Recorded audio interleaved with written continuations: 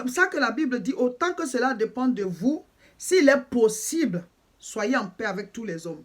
Parce que Dieu fait une restriction, sachant qu'il y a un groupe de personnes qui ne t'accordera jamais la paix. Ils ne t'accorderont jamais l'harmonie. Ils ne t'accorderont jamais leur amour. Ils ne vont jamais t'accorder leur sympathie. Tu n'auras jamais la paix avec eux. Ça ne dépend pas de toi, ça dépend d'eux. Il y a des gens qui te reprochent quelque chose, tu ne sais pas ce que c'est. Mais tout simplement, ils te reprochent qui tu es. Ils te reprochent ta réussite. Ils te reprochent la vie que Dieu t'a donnée. Parce qu'eux, ils t'ont placé à un niveau. Ils t'ont donné un certain niveau dans leur pensée. Et toi, tu es en train d'aller au-delà. C'est ça qui les fatigue. Donc, quel que soit ce que tu vas faire, vous n'allez jamais vous entendre. Ils ne vont jamais te supporter. Tu n'arriveras jamais à rétablir la paix entre eux et toi. Ils veulent que tu souffres. Ils veulent te voir pleurer. Ils veulent te voir malade. Ils veulent te voir par terre. Ils veulent te voir anéanti. Et ils voient le contraire. Donc, quel que soit ce que tu vas faire, vous n'allez pas vous entendre. Donc, c'est pour ça que Dieu dit autant que cela dépend de vous. Donc, dès l'instant où ça ne dépend pas de toi, on ne te dit pas de narguer les gens, on ne te dit pas de les insulter, on ne te dit pas d'être impoli. Fais ta part pour établir la paix, fais ta part pour avoir l'harmonie avec les êtres humains autour de toi. Mais je te dis aujourd'hui qu'il y a des gens avec qui tu ne seras jamais en paix. Donc, toi, tout simplement, n'alimente pas ce conflit, n'alimente pas, ne crée pas la tension. Mais tu te protèges contre ça. Parce que ces personnes ne vont jamais s'entendre avec toi. Elles ne vont jamais t'aimer. Elles ne vont jamais te pardonner. Elles ne vont jamais t'accorder l'harmonie. Il faut que tu le saches aussi. Il faut que tu le saches aussi. Et ça prend racine quelque part. C'est de ça que je vais parler. Dans notre temps de jeûne et prière, Dieu nous a permis de mettre en ligne des enseignements que nous suivons chaque jour pour pouvoir prier et grandir dans la foi. Alors, on vous a parlé de votre relation avec Dieu. On vous a parlé aussi de votre relation avec les autres êtres humains autour de vous. Et on vous a dit, le Seigneur veut qu'on soit en paix avec tous ceux qui nous entourent. À travers cette vidéo, j'aimerais te dire qu'il y a quand même un groupe de personnes avec qui tu n'arriveras jamais à rétablir la paix. Un groupe de personnes avec qui tu n'arriveras jamais à avoir une certaine harmonie. Il y aura toujours des tensions entre vous. Il y aura toujours un genre de conflit qu'on ne comprend pas. Tu ne pourras pas rétablir la paix entre eux et toi. Alors, je vais commencer par une histoire, un témoignage qu'on m'a fait venir. Alors, c'est deux personnes, un monsieur et puis sa sœur. Ils sont grands maintenant. Mais ils disent que quand ils étaient enfants, leur père est décédé tôt. Ils étaient deux enfants de leur mère. Et avant que leur père ne décède, leur papa et leur maman étaient déjà séparés. La maman, elle était déjà allée se remarier. Elle n'a eu que 2 enfants avec leur papa. Et il n'a pas eu le temps de se remarier. Il était avec les enfants là. Et puis, il est décédé. Et donc, quand il est décédé, c'est le frère à leur papa qui les a récupérés et qui les a élevés ensemble avec ses propres enfants. Ils disent que le papa, en tout cas, leur oncle qui a donné leur papa était très gentil à leurs petits soins comme aux soins de ses propres enfants. L'harmonie était là, mais c'est la maman. La femme de leur oncle, là. Quand le monsieur n'est pas là, elle leur faisait subir des choses. Et elle expliquait aux autres enfants qui ne sont pas pareils avec ceux-ci. Elle faisait de mauvais traitements. Ça faisait que leurs cousins, là, les ont toujours rejetés. Mais c'est quand papa est là que tout le monde fait un effort. Elle a rendu les enfants là, hypocrites. Et donc, c'est comme ça qu'ils ont grandi. Mais ils disent que comme le monsieur les a mis à l'école, comme ses enfants, eux particulièrement, ils sont très intelligents. Ils sont très intelligents. Et le grand frère, très vite... Bon, il a eu le bac. Après ça, il ne sait pas s'il a fait des études. Mais en tout cas, il a eu une bourse pour aller à l'extérieur. Et quand il a eu cette bourse-là, sachant ce qui se passe, il n'a pas vite averti la famille. Il a fait tout ce qu'il faut faire comme course et tout et tout. Et quand c'était prêt maintenant, c'est là qu'il a annoncé qu'il part à l'extérieur pour terminer ses études, avoir un diplôme supérieur. Ça a créé une histoire terrible. Son oncle, lui, bon, il n'a pas pris ça trop en main. Il dit, bon, tu aurais pu me dire pour que je puisse t'aider aussi, tout ça. Mais la femme de son oncle et tous les autres frères et sœurs, voilà, ses cousins, les enfants de son oncle, parce qu'ils étaient tous maintenant, voilà, adolescents, certains étaient déjà grands et tout ça. Mais ça créait un conflit que oui, il est ingrat, il est méchant, il est dans la maison, là, il fait des choses, il n'a pas averti quelqu'un, on ne sait même pas qu'il est en train de faire une bourse et tout. Et maintenant qu'il doit voyager, c'est maintenant qu'il a dit. Donc, il a demandé pardon, que ce n'est pas qu'il voulait se cacher pour faire, mais il ne sait même pas que ça allait marcher. Bon, on lui a parlé de ça, il a postulé. Et puis, le domaine dans lequel lui, il est là, ses autres frères, ses cousins ne sont pas dans le même domaine. Et donc, lui, il a fait et puis ça a marché. Donc, il voulait que ce soit sûr avant d'annoncer. Mais non, on ne lui a pas pardonné jusqu'à aujourd'hui.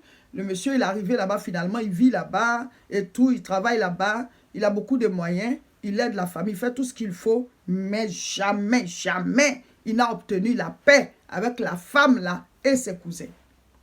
Arrive le tour de sa soeur. Elle aussi a fini ses études, très intelligente. Les autres enfants aussi, ses cousins, cousines aussi réussissent. Hein? Mais ils ne supportent pas la réussite des deux là. Et donc elle dit qu'elle a fini. Elle devait faire son mariage. Elle a pris l'aîné des enfants de son oncle là, la grande pour être sa marraine ou son témoin. Elle a refusé. Pourquoi? Elle dit non, non, non, non, non. Je n'ai pas envie d'être témoin des ingrats. Son frère et elle, on les a surnommés les ingrats. Pourquoi? Elle ne sait pas. Elle dit, mais mon grand frère, il est parti. Bon, c'est vrai, il n'a pas averti, mais jusqu'à aujourd'hui, il s'occupe de la famille, il aide et tout et tout. Il fait venir, non, non, non, ce sont les ingrats. On fait les choses, on ne leur dit pas. On les met toujours de côté. On leur parle mal. Il faut être témoin ou bien marraine elle dit, elle ne veut pas. Donc, le mariage là même, comme elle n'a que son grand frère seul, et elle n'a pas d'autres frères et sœurs. Donc, c'est sur cela qu'elle comptait. Voilà. Ils ont bâclé son mariage, elle faisait pitié même à son mariage. Elle dit qu'à un certain moment, elle s'est remontée pour dire, c'est pas grave, Dieu m'a béni, je me marie. Mais l'oncle là, lui, jouait son rôle de père. Vous voyez. Alors, cette femme n'arrive pas, elle et son frère, ils n'arrivent pas à obtenir la paix avec leur tante, voilà, la femme de leur oncle, et les autres frères, leurs cousins, les enfants de cette dame avec son oncle, avec leur oncle. Pourquoi ils n'arrivent pas à obtenir la paix? Le fond du problème, c'est pas que le monsieur il a voyagé, il n'a pas dit à quelqu'un. C'est pas ça le fond du problème. Le fond du problème, c'est qu'ils se sont toujours mis dans leur pensée que ceux-là sont moins que eux. Ceux-là sont en bas. Ce sont les enfants de leur défunt oncle. Ils ne sont pas chez eux ici. Ils sont chez leur oncle. Et ils sont presque comme leurs serviteurs. Vous voyez.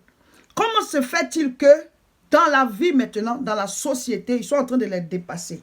Toi, tu as fini, tu es à l'extérieur, tu as un bon poste et tout ça. C'est toi qui aides la famille aujourd'hui. Ta petite soeur aussi, elle a fini, elle travaille, va faire bon mariage comme ça. Donc, on les a surnommés les ingrats. On ne voit pas l'ingratitude même où ça se trouve. Mais non, elle fait tout. Elle n'arrive pas à s'entendre avec ses cousins-là. Elle se rapproche, on la repousse. Ma chérie, ce que tu dois comprendre, c'est que tu as dépassé le niveau qu'ils t'ont donné. Le niveau où ils t'ont mis dans leur pensée, là, tu es allé au-delà de ça. Je vais vous dire, il y a des conflits qui ont une origine de jalousie. Une origine spirituelle. Tu vas tout faire. Il n'y aura jamais la paix entre toi et ces personnes-là. Parce que la personne ne supporte pas qui tu es. La personne ne supporte pas le niveau que tu as atteint. La personne ne supporte pas la gloire qui est sur toi. Parce qu'elle s'est dit dans son esprit que, elle s'est dit que c'est elle qui doit être au-dessus. C'est comme ça. Et donc quand tu la dépasses, elle ne supporte pas. Vous ne pouvez pas faire la paix. Donc vous devez vous mettre cela aussi en tête. Ce n'est pas tout le monde qui est comme ça. Hein. Mais si vous trouvez un conflit dont vous ne voyez pas l'origine, ça dit que la réaction de la personne dépasse la faute que tu as commise. Il faut te dire que le conflit a une origine spirituelle. Il y a quelque chose d'autre qui cause cette réaction. Ce n'est pas ce que tu as fait. Ah, tu as voyagé sans me dire. Et puis le palabre est gros. Tu demandes pardon, pardon. Tu fais tout. On ne te pardonne pas. Ça prend du temps. Ah, tu as fait ton mariage, tu ne m'as pas informé. Et le conflit là, tu vas demander pardon, tu vas tout faire. On va toujours être en conflit avec toi. Je ne peux pas citer, hein, mais il y a des choses qu'on vous reproche. Et puis vous vous dites, mais tu regardes même ce qu'on te reproche. Et puis la manière dont les gens se comportent envers toi, là, c'est différent. C'est la personne a réagi beaucoup plus que la faute qui a été commise. Tu te dis, mais attends, j'ai raté un épisode ou quoi? Qu'est-ce que j'ai fait? C'est ça là seulement, puis on me fait comme ça. Oui, ça veut dire que l'affaire là, c'est pas pour ça. La vraie raison, c'est pas ça là. La vraie raison, c'est que toi, tu es en train d'aller au-delà. Tu es en train de dépasser la limite qu'on t'a accordée. Pour eux, tu ne devais pas arriver à ce niveau. Pour eux, tu ne devais pas être comme ça. Pour eux, tu ne devais pas arriver à tel endroit. Pourquoi tu es arrivé là-bas? C'est ça le seul problème. Vous allez trouver ces genres de situations autour de vous. C'est vrai, il y en a dans la famille. Il y en a aussi en entreprise. Il y a des personnes qui ne se sont jamais imaginées parmi tes collègues que toi, tu peux avoir un tel concours, ou bien tu peux avoir un diplôme, un autre diplôme pour les dépasser, ou alors tu peux avoir un certain poste. Et donc, tu ne comprends pas le conflit qui te lie à ce collègue, mais il t'en veut, mais tu ne comprends pas. Oui, c'est pas, il va te dire non, la dernière fois tu es passé, tu ne m'as pas salué, ou bien tu as fait ceci. Tu regardes l'acte qu'on dit tu as posé là. Et puis tu regardes la colère de la personne, ça n'a rien à voir. Mais une colère exorbitante, une colère qui dépasse l'acte qu'on dit que tu as posé.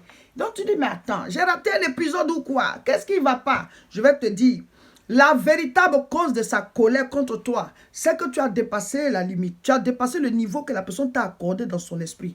Pour elle, tu es moins que elle. Pour elle, c'est elle qui doit être au-dessus. Toi, tu dois être en bas. Ça dit, c'est elle qui doit te donner. Puis toi, tu dois recevoir. Tu dois la servir. Et puis elle doit être établie. Donc, elle se rend compte que ses calculs sont faux. Et qu'elle voit que toi, tu es au-delà. Tu es au-dessus. Tu as dépassé le limite qu'elle t'a donné. Voire même la dépasser. Il aura un conflit qu'on ne peut pas expliquer physiquement. Il aura un conflit qui n'a pas de raison physique.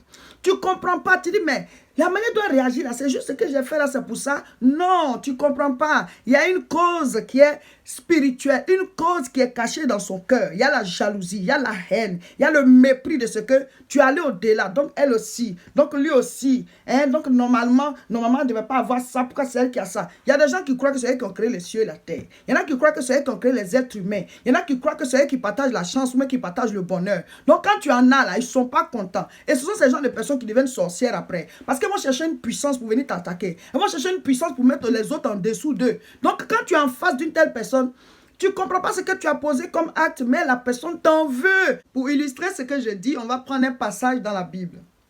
Jean chapitre 1, on va lire le verset 45.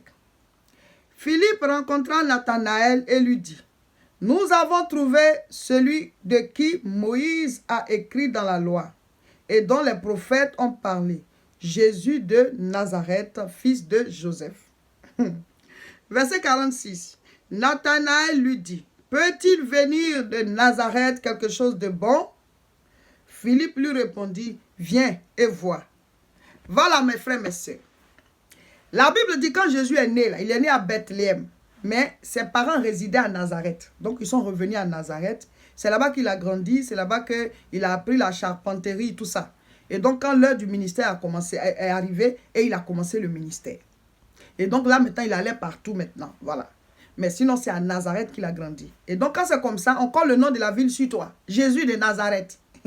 Mais dans leur coutume, là, Nazareth, à l'époque, n'a jamais eu d'étoile. Voilà. On n'entendait jamais le nom de Nazareth pour dire telle personne est de Nazareth. En tout cas, des gloires ne sortent pas de cette ville. Donc, c'est devenu maintenant un proverbe. Peut-il venir de Nazareth quelque chose de bon? Donc, dans l'esprit des gens, rien ne sort de Nazareth. C'est pour ça que Dieu a permis que Jésus grandisse là-bas. Donc maintenant qu'on dit Jésus de Nazareth, celui-là qui guérit les malades, qui ressuscite les morts, qui chasse les démons, il est de Nazareth. Amen. Donc dans l'esprit des gens, là, ils ont mis Nazareth à un niveau. De la même manière, il y a des gens qui t'ont pris comme Nazareth. Ils t'ont mis à un niveau dans leur pensée là. Peux-tu venir de Nazareth quelque chose de bon? Et donc quand ils prennent ton nom là, hein, ils se disent dans leur pensée là, rien de bon ne peut venir de toi. Ils t'ont calé à un niveau. Or Dieu, il est celui-là qui va venir t'enlever à ce niveau pour t'envoyer ailleurs. Parce que lui, il a une destinée pour chaque personne. Chaque personne sur cette terre a une destinée glorieuse. Parce que quand Dieu nous a créés, c'est pour qu'on puisse dominer.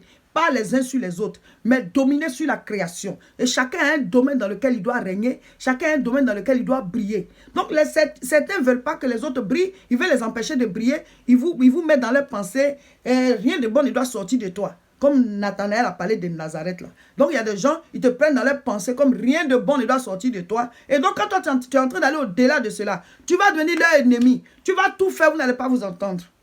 Tu vas tout faire pour amener la paix, vous n'allez pas vous entendre. Parce que dans leurs pensées, toi tu devais être en dessous d'eux. Eux ils devaient être au-dessus de toi. Ou alors, ça va chez eux. Hein? Mais le fait que toi tu évolues là, ça les dérange. Il y a des gens comme ça, ils t'ont placé à un niveau. Et ce que tu fais les dérange. Donc, tu ne peux jamais rétablir la paix entre eux et toi. Donc, prends ça comme ça. Fais ta part. Et puis, le reste, libère tes pensées et avance. Dieu sait qui a le problème. Dieu sait qui a un problème. Aujourd'hui, vendredi 17 janvier 2020, nous sommes au 15e jour. Eh oui, 15e jour de notre temps de jeûne et prière. On y va, on y va, on y va. Si vous prenez le train en marche, ben demain matin, vous commencez. À partir de 6 h jusqu'à 18 h tous les jours, vous suivez les enseignements, vous suivez les sujets de prière, vous priez avec nous et vous lisez les passages qu'on donne. Donc aujourd'hui, on lit Matthieu chapitre 15. Le sujet de prière d'aujourd'hui, vendredi 17 janvier et demain, samedi 18 janvier, c'est Seigneur, je ne veux pas rater le ciel. Seigneur, je ne veux pas rater le ciel. Et tu vas citer tous ceux que tu connais. Il ne faut pas que ces personnes ratent le ciel. La grande conférence internationale de la moisson abondante, la CIMA. CIMA 2020, le samedi 25 janvier à partir de 14 h 30 jusqu'à 20 h 30 à Nanterre. L'adresse c'est 97 avenue de la Liberté, 92 000 Nanterre. Bien aimés frères et sœurs, ce sera un grand rassemblement chrétien. Ne le rate pas. Le thème c'est 2020, zone sans guerre. Vous allez comprendre de quoi il s'agit. Les guerres à l'intérieur de toi, là, ça doit prendre fin. Les guerres autour de toi, ça doit prendre fin.